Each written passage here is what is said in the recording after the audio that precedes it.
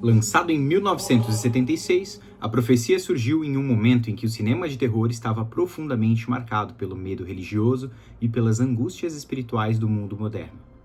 Depois do impacto cultural de O Bebê de Rosemary e do fenômeno mundial O Exorcista, o público parecia fascinado pela ideia de que o mal não era apenas uma força invisível, mas algo que podia nascer dentro de casa.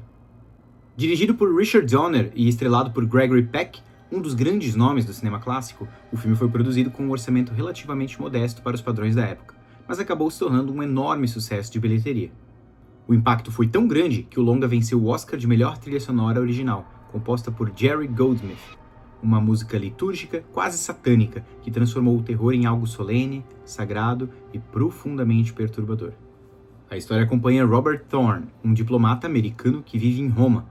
Após a morte de seu filho recém-nascido, ele toma uma decisão desesperada: aceitar a sugestão de um padre e adotar secretamente outro bebê, cuja mãe morreu no parto. A ideia era simples: poupar sua esposa de uma dor insuportável. Anos depois, vivendo em Londres, o casal cria o menino como se fosse seu próprio filho. O garoto se chama Damien. Ele é bonito, silencioso, saudável, quase perfeito. Mas aos poucos, acontecimentos estranhos começam a cercar a criança. Um suicídio público e chocante, animais que entram em pânico diante dele, padres que surgem desesperados para dar avisos obscuros. Há uma sensação constante de que existe algo errado, profundamente errado, dentro daquele menino. O que começa como uma sucessão de acidentes e coincidências vai se transformando em algo muito maior. Uma conspiração religiosa, uma profecia antiga e a possibilidade de que o mal absoluto não esteja vindo. Talvez ele já tenha chegado.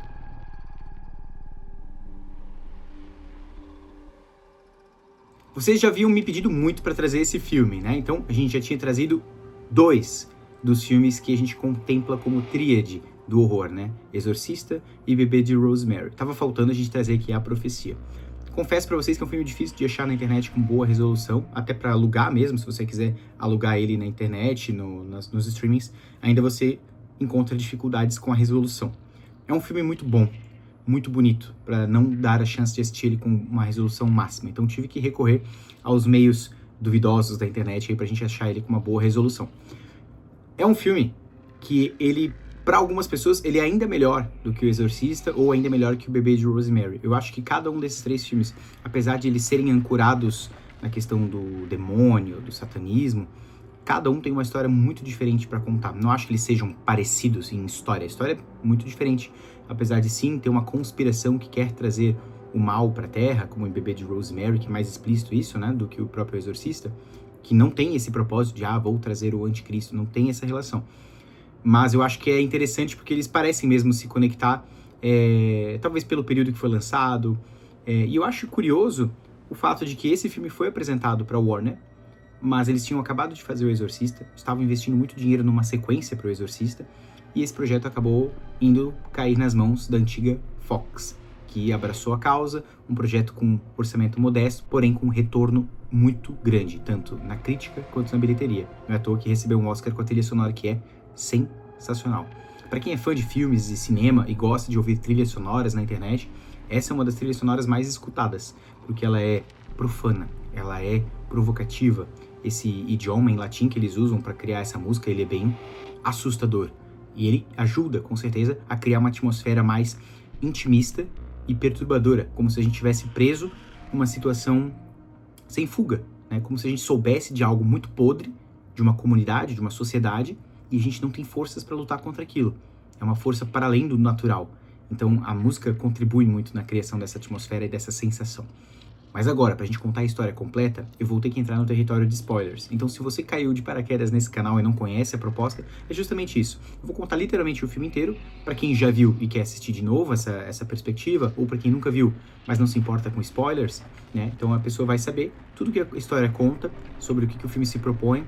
E no final do vídeo, a gente separa um espaço ali para falar sobre final explicado, interpretações, simbolismos, metáforas. A gente faz uma análise mais enxuta sobre o que esse filme tem para oferecer para além das telas, né? Então, se tá preparado, quer embarcar comigo, vamos lá. Pipoquinha, uma cruz, a Bíblia debaixo do braço e vem comigo.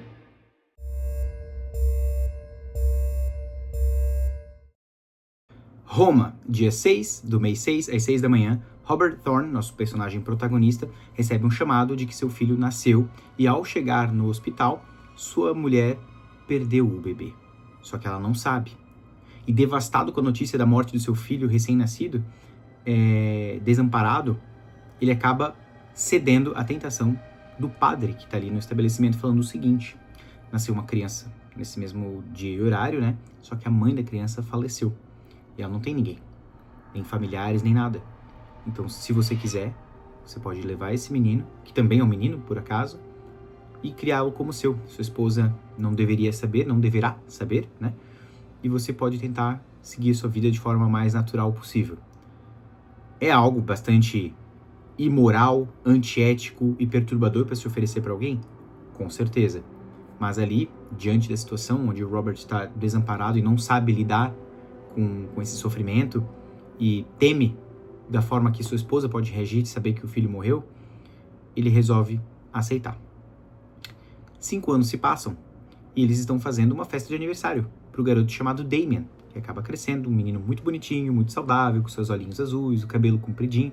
Eu acho muito legal que o figurino dele é super fofinho, né? Porque ele tem uma cara angelical.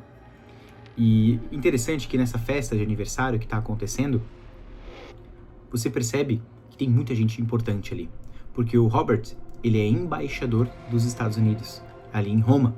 E logo, ele vai ser transferido para Londres, no mesmo cargo, né? Mas como embaixador, só que agora em Londres. Então ele tem uma mansão enorme, é um cara que tem muita grana, e uma festa com bastante gente, bastante criança, tudo mais. Isso tem uma moça cuidando do Damien, uma babá. E ali no meio da confraternização, um fotógrafo tirando foto do pessoal e tal, ela vislumbra perto da moita, assim, um Rottweiler, grande, imponente, assim, e ele fica olhando para ela, assim, de um jeito bem estranho. É interessante como o diretor usa a câmera aqui, né, dando uns zooms no olhar do Rottweiler, um zoom no olhar da moça, que parece estar até hipnotizada. E como o filme é de baixo orçamento, eles não apelaram para efeitos visuais estranhos. Tudo técnica de zoom e combinação com a trilha sonora, criando uma tensão. Você percebe só com essa edição de que os dois estão se olhando e como se o cão estivesse dando alguma ordem para ela. Ela simplesmente sai, vai para dentro da casa. Enquanto tá todo mundo lá brincando e comemorando o aniversário do garoto, a gente escuta o nome do Damien sendo gritado por ela. Eles olham pro alto de uma janela bem alta na mansão, ela com uma corda ao redor do pescoço, e quando ela olha e vê que tem a atenção de todos, ela fala o seguinte: isso tudo é por você, Damien. E pega e se joga. Quando ela se joga, o pescoço dela é quebrado, ainda cai dentro de uma janela, assim, porque faz aquele efeito meio de pêndulo, né? E pronto, né? Caos, frenesi, desespero, terror. Imagina o quanto de dinheiro essas famílias tiveram que gastar com terapia para essas crianças, porque todo mundo viu a mulher se jogar, tirar a própria vida na frente de todo mundo, se enforcando de uma forma totalmente inesperada. E aqui já começa o filme nos dar pistas de que tem algo muito de errado, não só com o garoto, mas com o ambiente que cerca ele. Passam uns dias e ele volta pro trabalho, né, o Robert, no seu escritório em Londres, e ele se esbarra ali com alguns repórteres querendo saber o que aconteceu ali no caso da babá, né, que tirou a própria vida, e ele se esbarra com outro fotógrafo. Acaba caindo a câmera e ele fala: pô, desculpa, se estragou, por favor, me manda as despesas ali que eu arco. Não, cara, tá tudo bem, tá tudo certo. E esse cara, ele é importante para a história, né? Ele sai dali. Quando ele chega na sua sala, o Robert tá ali vendo algumas anotações e tal, toca o interfonezinho dele, né, do telefone, e alguém, né, a secretária dele fala: tem um padre querendo falar com o senhor. Ele: pode mandar entrar. Esse padre entra. Esse é o padre Brennan. Ele vem meio maluco, assim, tu percebe que ele tá bem desesperado com a situação, porque ele sabe o que aconteceu lá na festa, e fala que o Robert, ele precisa fortemente aceitar Jesus no coração. Precisa beber do sangue de Cristo, comer da carne de Cristo todos os dias. Ele precisa. E o Robert pensa: mais um maluco fanático aqui, né, pra encher o saco. Ele até vai chamar o segurança e ele fala: não, por favor, faça isso que eu tô te pedindo. É de muita importância. É muito sério o que eu tô te falando. Só que ele não fala o porquê, sabe? Fica aquela coisa: por que tu fala de forma tão enigmática? Por que tu não vai, né, direto não fala direto o que tá acontecendo, sabe? Ele fica dando voltas. Enfim, a segurança tira o cara e ele fala: não se esqueça, beba do sangue de Cristo todos os dias. Ele sai assim, dando esse recado, a letra ali pro Robert, que não entende nada do que tá acontecendo. Deve ser só mais um maluco mesmo. Aceite Cristo diariamente. Beba seu sangue. Paralelo a isso, aquele fotógrafo, o Keith Jennings, ele acaba revelando algumas fotos ali naquela câmera escura, né? Na época de câmera analógica e tudo mais. Ele revela alguns filmes e ele nota umas coisas bizarras que estão aparecendo nas fotos, assim. Umas manchas meio suspeitas de coisas que não estavam lá durante a foto.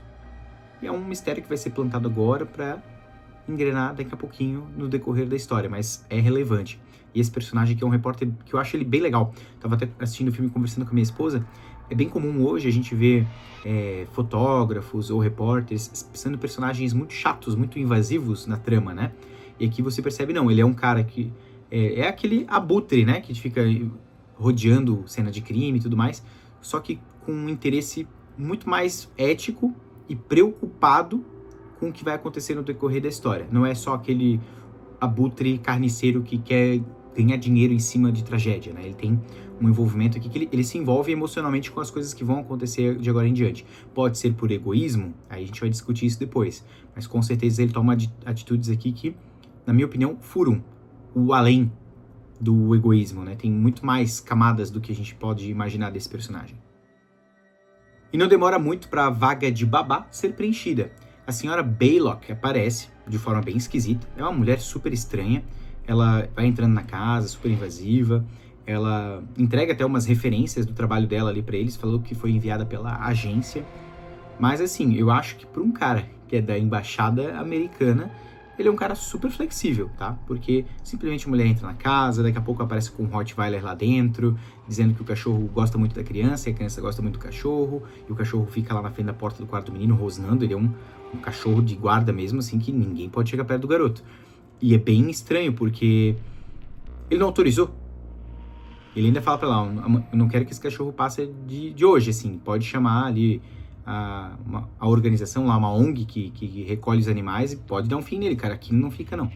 Mas ele é meio frouxo, esse personagem. Tu percebe que ele tenta ser bonzinho demais com todo mundo, e a mulher vai montando em cima. Tanto que a esposa dele é mais rígida, né? A esposa aqui do Robert, por exemplo, no dia seguinte ali que eles precisam ir pra igreja, poxa, ela pede pra arrumar o menino e a babá se nega, falando, ele tem só 5 anos, ir pra uma igreja agora pode ser muito estressante pra ele, deixa que eu cuido dele aqui em casa. Ela falou, não, vai arrumar meu filho, eu quero que em 5 minutos ele esteja no meu carro.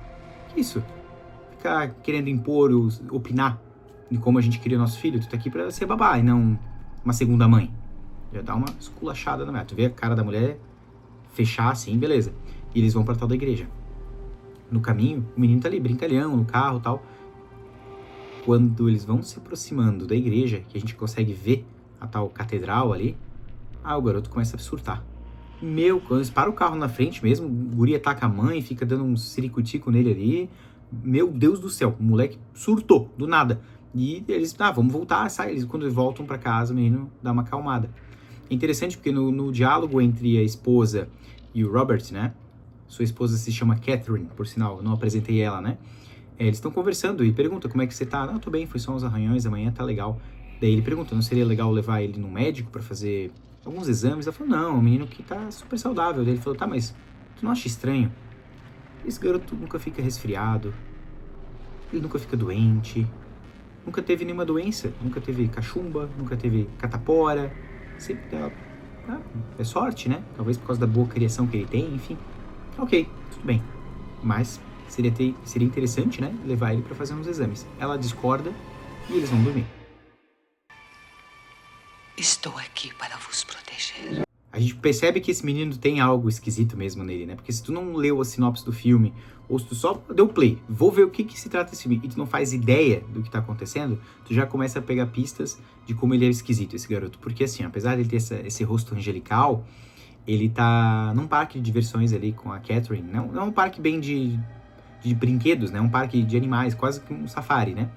E ele vai lá dar uma volta com ela, ver alguns animais, e quando ele chega perto sozinho de umas girafas, elas, picam a mula, elas se assustam com ele e saem correndo. A mãe não percebe, dá um sorvetinho pra ele, e vamos ver os macacos. Eles entram no carro e vão andando aonde os macaquinhos ficam lá, os babuínos, né? Cara, essa cena aqui é bem bizarra, porque os babuínos sentem a presença do Damien, com certeza, e eles começam a surtar. Eles atacam o carro, ficam fazendo uma gritaria, uma loucura, e a mulher não sabe o que fazer. Tá ela e o filho dentro do carro, ele fica assustado também, ela só acelera o carro e vai embora. Se tiver macaquinho na frente, o macaquinho vai pro saco, assim, mas Não atropela nenhum bichinho, mas ela sai desesperada ali. Essa cena é muito doida, porque é tensa, cara. Tu fica aflito, aquele monte de babuínos atacando o carro. Muito bem feito, inclusive, a cena. Aquela gritaria, aquela barulheira, e tipo, a mulher não sabe o que fazer. Ela tá ali sozinha com a criança, não tem nenhum guarda ali pra poder cuidar, pra poder prestar suporte, porque é tudo aberto, é como se fosse um safari mesmo, é bem assustador. Aí a gente percebe que nos filmes, né, geralmente a maior parte dos problemas poderia ser resolvida se as pessoas tivessem a capacidade de dialogar, né? Mas tu vê que aqui não é o negócio. A Elizabeth fala que tá com alguns pensamentos ruins, ela gostaria que ele ajudasse ela a achar um bom psiquiatra, porque ela acha que seria bom pra ela, porque ela tá tendo sonhos e pensamentos esquisitos. E aí ele pergunta o que é, ela fala, não quero contar pra ti, senão tu vai achar que eu tô louca. Ele, não, pô, te amo, quero saber. Ela fala, então, se tu me ama mesmo, então a gente procura um psiquiatra, porque eu acho que vai ser melhor. Ele, ok, tudo certo. No dia seguinte, estão vendo ali um jogo de futebol, ele e alguns amigos, né, o Robert e alguns amigos, e o padre, que apareceu lá no escritório dele, aparece pra ele assim, ó, me encontra amanhã, no endereço X, no horário tal, me dá 5 minutos. Preciso falar contigo 5 minutos. E tu nunca mais vai precisar me ver. A contragosto ele vai. Chegando lá, ele meio que ouve um sermão. E o cara, tu me chamou pra conversar, não quero ouvir sermão sobre religião, não sei o quê. Só que o cara começa a falar em palavras bíblicas, é aquele cara que fica articulando de forma enigmática em vez de ir direto ao ponto, né? E após recitar ali uma espécie de poema bíblico falando sobre a vinda do anticristo, cara, o Robert fala assim, cara, beleza, show de bola, tô indo embora. Ele, não, você deve ir na cidade de Megiddo. Você precisa ir até lá, procurar por um homem, Bugenhagen. Procure por esse homem e ele vai te trazer várias respostas. Cara, ele simplesmente vai embora. O Robert falou, cara, tu teve teus 5 minutos, show de bola, estou a caminho da minha casa. E cada um vai por um lado. Acontece que o padre aqui, ele começa a ser atacado por uma tempestade que se forma rapidamente. Uma ventania, as folhas começam a voar, daqui a pouco raios muito fortes começam a cair perto dele, e ele sabe que a hora dele tá chegando. Esse homem, cara, ele sai correndo igual um foguete em direção à igreja, da onde ele trabalha, né? Ele vai correndo, e chegando lá, ele pula o portão, porque ele não tá conseguindo abrir, e ventania, e força de raios e tal. Logo que ele pula, cai um raio bem em cima do portão, destruindo o portão, assim, quase pega nele. E ele vai entrar na igreja, a porta tá trancada, ele não consegue abrir, ele se afasta um pouquinho pra olhar, o raio cai em cima do para-raio, derrubando o para-raio, e o para-raio cai em cima dele, empalando ele. Ah, que cena, rapaziada. Minha Nossa Senhora! A gente entende agora que tem uma força sobrenatural, de fato, atuando para que as coisas aconteçam. Então, todo tipo de aviso que o Robert está recebendo, existe uma força maligna tentando operar para realizar essa tal profecia da vinda do anticristo.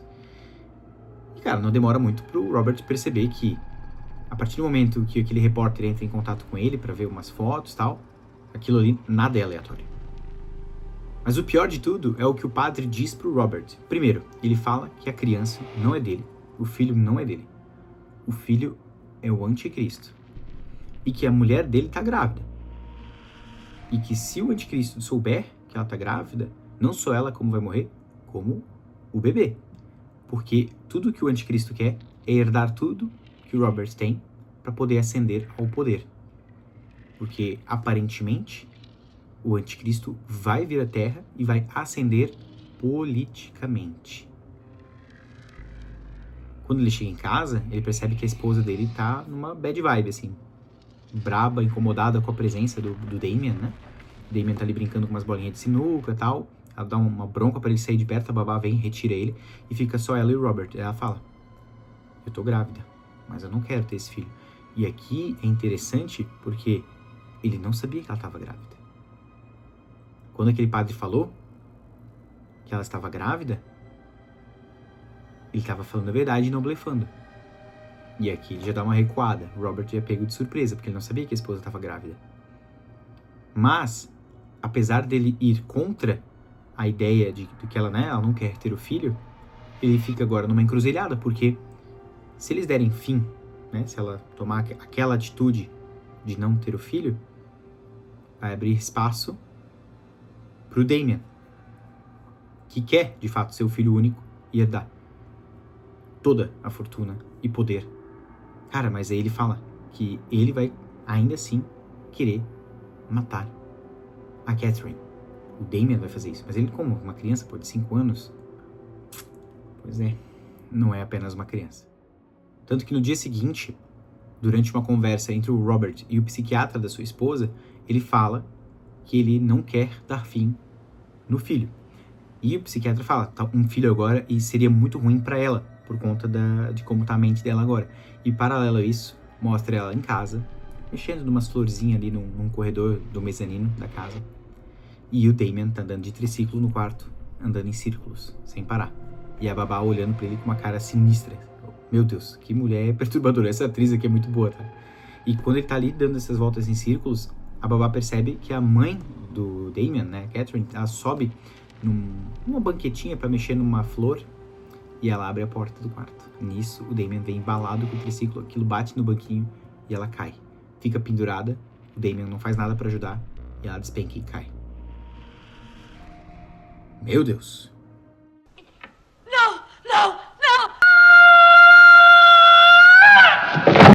Pela forma que ela caiu e a violência do impacto no chão com a barriga para baixo, a gente sabe, bom, ela perdeu o bebê. E de fato acontece, porque quando o Robert visita ela no hospital, o médico fala que ela quebrou um braço, teve uma leve concussão na cabeça e tá com sangramento interno, ou seja, ela perdeu o bebê.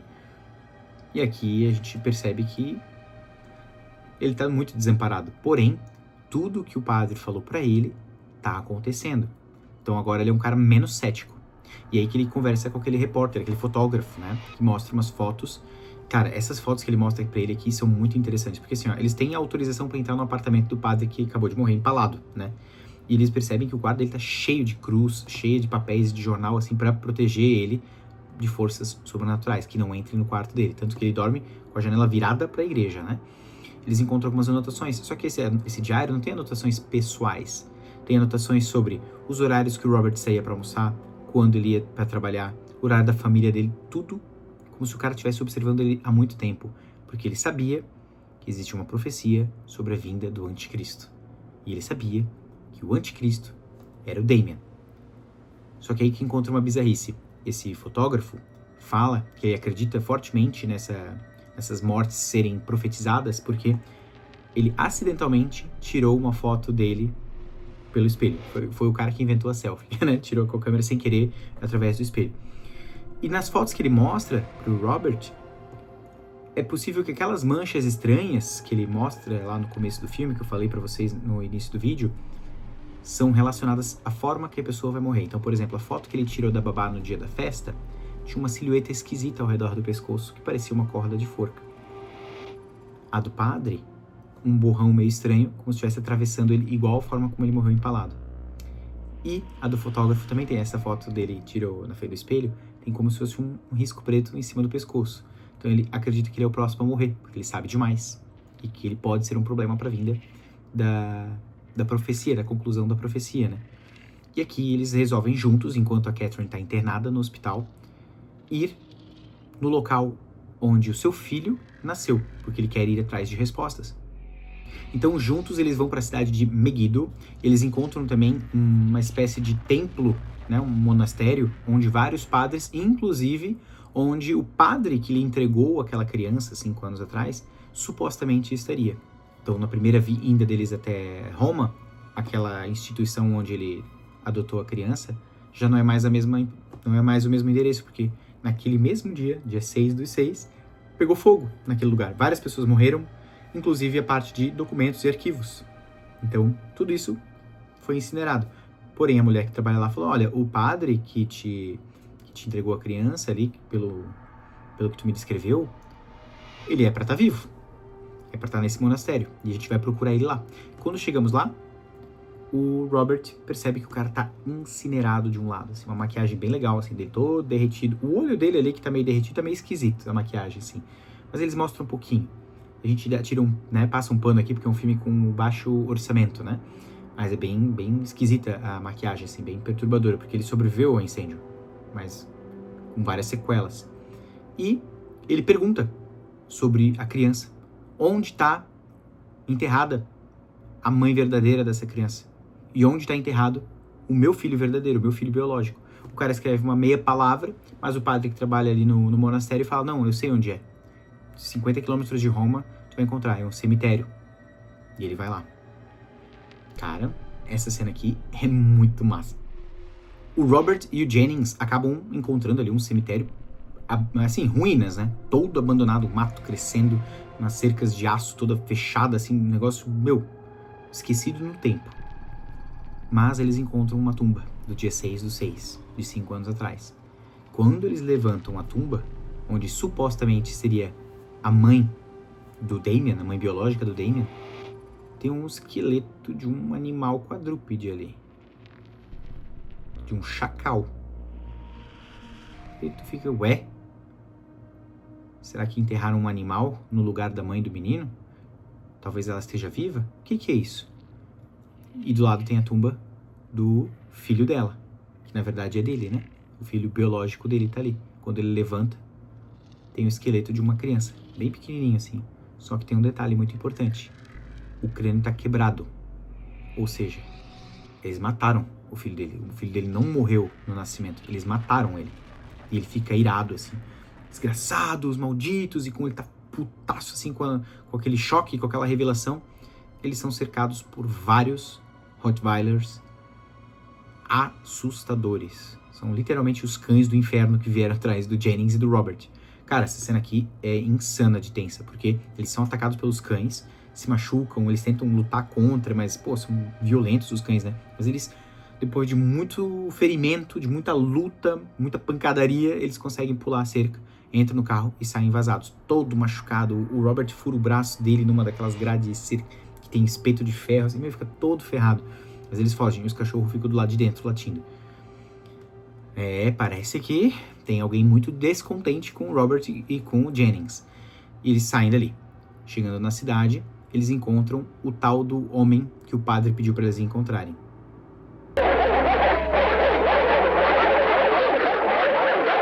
O Robert e o Jennings vão para a cidade de Jezreel, onde eles encontram o Sr. Bugenhagen. Aparentemente, esse homem conhece toda a profecia e ele possui a forma correta de derrotar o anticristo. Existem 7 adagas que ele entrega a Robert e que cada adaga tem um papel fundamental na morte do anticristo. Que meio que formaria uma cruz, né? E deveria fazer esse ritual, né, com as adagas em território sagrado, dentro de uma igreja. E aqui o Robert fala, cara, é só um menino, é só uma criança. Ele fala assim, não é só uma criança, é o filho do diabo. E todo filho do diabo possui uma marca que seria o 666 de nascença. Ele falou, não, mas eu conheço essa criança desde pequena, dei milhares de banhos nesse menino e nunca vi nenhuma marca que fosse 666. Ele fala assim, tem que ter. Se tu não viu durante o corpo de uma forma visível, deve estar sob o cabelo.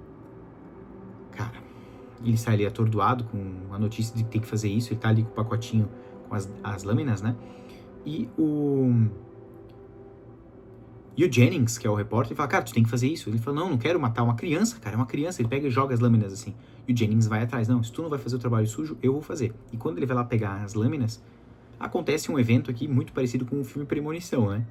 Que do nada um caminhãozinho não ficou com o freio de mão puxado, vai andando de ré na direção dele enquanto ele tá abaixado para pegar as lâminas, e o caminhãozinho bate em algo, e a carga era uma chapa de vidro, deslizam e decapitam o Jennings. A profecia dele também foi concluída. Aquele registro da foto daquela tarja preta no pescoço dele era um vislumbre de como seria o destino dele. E ele foi decapitado. E essa cena aqui, gente, é muito bem feita. E tu é pego desprevenido, cara. Que droga, cara. Cara, é impossível você não associar isso com o sobrenatural. E o Robert toma a decisão. Ele pega aquelas lâminas e ele volta pra casa. E a cena dele chegando em casa é muito tensa, porque ele sabe que lá ele vai encontrar o filho e a empregada. Desesperado com tudo que tá acontecendo, ele inclusive liga pra esposa, que tá no hospital, e fala pra ela assim, só confia em mim.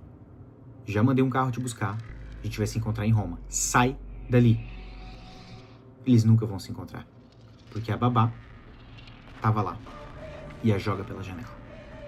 E aqui a Catherine morre também, numa cena super chocante dela caindo do prédio em cima de uma ambulância, já sem vida.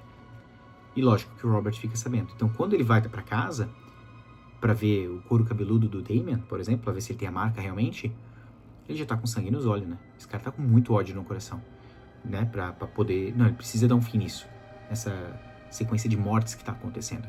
Ele chegando em casa, que a cena é bem tensa, como eu falei antes, né? Ele chega lá, ele faz um movimento e sabe que o Rottweiler vai vir atrás dele.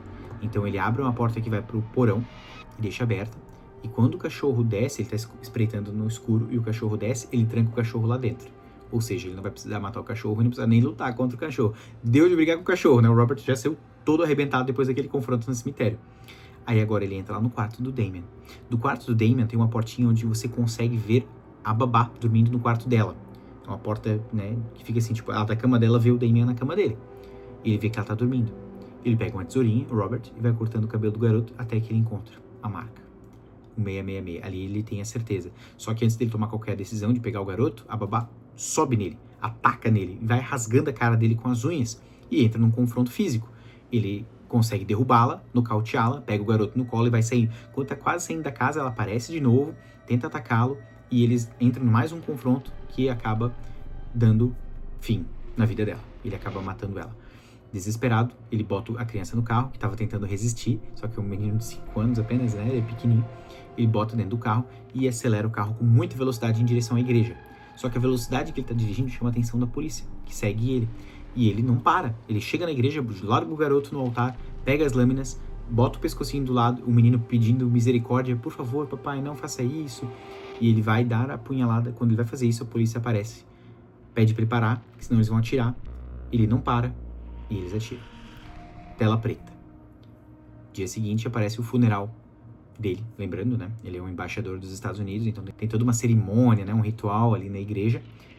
E aparece de costas apenas o presidente dos Estados Unidos com sua esposa e ambos estão segurando na mão do pequeno Damien. Ou seja, a profecia se concretizou, porque o anticristo agora vai ser criado pelo presidente dos Estados Unidos como filho dele e vai ascender dentro da política.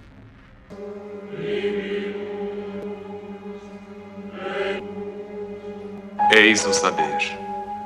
E aquele que compreendeu, conte o número da besta, pois é ele o número de um homem. E seu número é 666. Livro das Revelações, capítulo 13, versículo 18. O verdadeiro horror da profecia não está apenas nas mortes brutais ou nos presságios sobrenaturais. Ela está na ideia de que o mal pode surgir não como um monstro, mas como uma criança perfeita, bonita, silenciosa, obediente, quase angelical, só que destinada a algo que ninguém consegue impedir. O filme nasce de um contexto muito específico dos anos 70, quando teorias sobre o fim do mundo e o apocalipse voltaram a circular com força entre os cristãos evangélicos, principalmente por causa dos livros como The Late Great Planet Earth, de Hal Lindsey. Esse pensamento, conhecido como dispensacionalismo, acreditava que a história da humanidade caminhava em etapas rumo a um evento inevitável, a chegada do anticristo e o fim dos tempos. Para muitos desses autores, sinais concretos já estavam acontecendo.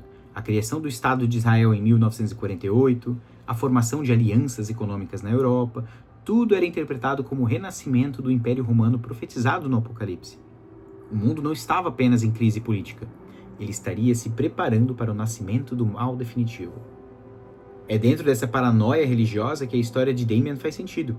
Ele não é só uma criança demoníaca, ele é a encarnação de uma profecia, o símbolo de uma era inteira de medo espiritual. O próprio conceito de anticristo, aliás, é mais complexo do que o filme sugere. No contexto bíblico original, o termo não significa necessariamente um filho do diabo. Ele era uma metáfora para qualquer figura que se opusesse a Cristo. Muitos estudiosos acreditam que o número 666 citado no Apocalipse era uma referência codificada ao imperador romano Nero César, conhecido por perseguir cristãos. Mas o filme transforma essa ideia simbólica em algo literal. O 666 deixa de ser uma metáfora histórica e vira uma marca de nascença, um sinal físico, quase como se o próprio corpo de Damien fosse um selo profético. É a trindade invertida: diabo, anticristo e falso profeta. A revelação de que a mãe biológica de Damien era um chacal fêmea reforça essa dimensão mitológica. O chacal, na cultura egípcia, está ligado a Anubis, o deus dos mortos, uma figura que, ao longo da história, foi demonizada pelo imaginário cristão. Isso conecta o nascimento de Damien a um passado pagão, como se o mal viesse de uma religião antiga, enterrada sob os escombros da fé moderna. Até os cães que o protegem, os chamados Hellhounds, não são apenas elementos de terror gratuito. Eles lembram as criaturas mitológicas como Cérbero, o guardião do inferno grego, ou Garm, da mitologia nórdica. São seres que transitam entre o mundo dos vivos e dos mortos, protetores de fronteiras do submundo. Tudo no filme aponta para a ideia de que Damien não pertence ao mundo humano. Ele é um emissário de algo muito mais antigo. O final com as adagas de Megiddo é especialmente simbólico. O nome faz referência à colina de Megiddo, em Israel, que deu origem ao termo Armageddon, o local onde, segundo a tradição, aconteceria a batalha final entre o bem e o mal. Mas no filme, essa batalha não acontece em campo aberto. Ela acontece dentro de um carro, com um pai desesperado tentando matar o próprio filho. Essa é a grande diferença entre Profecia e outros filmes da chamada tríade do horror religioso dos anos 60 e 70. O bebê de Rosemary, a mãe, sobrevive. Em O Exorcista, o demônio é expulso. Mas aqui não. Não há vitória. A humanidade simplesmente perdeu. E talvez o elemento mais assustador de todos seja a dúvida que o filme planta durante quase toda a narrativa. Assim como O Exorcista, muitos eventos podem ser explicados racionalmente. Acidentes, coincidências, instabilidade mental. Só em um momento específico o pai percebe a prova irrefutável da verdade. Até lá, o espectador vive a mesma angústia que ele, a incerteza. Será que tudo isso é real? Ou apenas o desespero de um homem tentando justificar suas próprias decisões? Essa ambiguidade é um dos motivos pelos quais a história funcionou tão bem nos anos 70. Em um período marcado pela Guerra Fria, crises políticas e medo nuclear, o anticristo deixa de ser apenas uma figura religiosa. Ele se torna um símbolo do colapso social, da paranoia global e de um mundo que parece caminhar lentamente para o fim. O mar eterno, de onde surge a besta, pode ser interpretado não como um oceano literal, mas como o caos político e as revoluções que moldam o mundo moderno. O mal não nasce do inferno, ele nasce das estruturas humanas. E talvez seja por isso que o filme continua tão perturbador. Porque no fim das contas, Damien só chegou até ali por causa de uma decisão humana. Um pai que mentiu, um sistema que encobriu a verdade e uma elite política que o acolheu. O anticristo não invade o mundo abre as portas para ele. E o sorriso final de Damien não é apenas de uma criança, é o sorriso de um futuro inevitável. Um futuro em que o mal não precisa mais se esconder, porque ele já está sentado ao lado do poder. Então é isso, meus amigos, eu espero que vocês tenham gostado desse vídeo. Eu gosto muito desse filme, gosto de rever esse tipo de filme dessa mesma época, né? Bebê de Rosemary, O Exorcista, é sempre bom rever esses clássicos porque as histórias são tão boas, né? São tão bem construídas. Eu não tive a oportunidade de assistir o remake desse filme. Então, se vocês acham que vale a pena eu dar uma chance pra ver se ele é bom, tão bom quanto, se ele acaba melhorando, digam aqui nos comentários. Eu não tive a oportunidade de assistir ainda. E um filme que eu tive a oportunidade de ver e gostei demais é o filme A Primeira Profecia, que conta a história antes do Damien, até chegar na conexão final aqui, né? O final do A Primeira Profecia conecta com o começo do filme A Profecia. Só que também tem algumas mudanças ali. Essa é a origem da mãe do Damien, né? A mãe biológica ali, ela é diferente. Se quiserem, eu trago aqui pro canal uma análise desse filme. Eu gostei bastante, tá? A gente tá lotado de filmes como A Origem, O Começo, O Início, e 90% dessas chances que a gente dá pros filmes é muito frustrante, né? A gente sabe certinho, assim, ó, putz, esse filme tá com cheirinho de caça-níquel, né? É ganhar dinheiro em cima de um filme de franquia de sucesso, né? Porém, esse filme me surpreendeu e realmente valeu a pena ter assistido. Quero trazer para o canal em algum momento e queria saber se vocês acham que vale a pena. Espero que tenham gostado do vídeo. Deixem seu like caso tenham gostado. Se caiu de paraquedas aqui nesse canal, convido a se inscrever. A gente posta vídeos aqui toda semana falando sobre filmes, fazendo essas análises um pouco mais aprofundadas. A proposta do canal é trazer uns vídeos um pouco mais longos para o pessoal que está pedindo por esse tipo de vídeo, né? Então, se estiver gostando, deixa seu like, compartilhe com seus amigos. Considere se tornar membro para ajudar financeiramente o canal. Eu fico por aqui. Um beijo e até a próxima.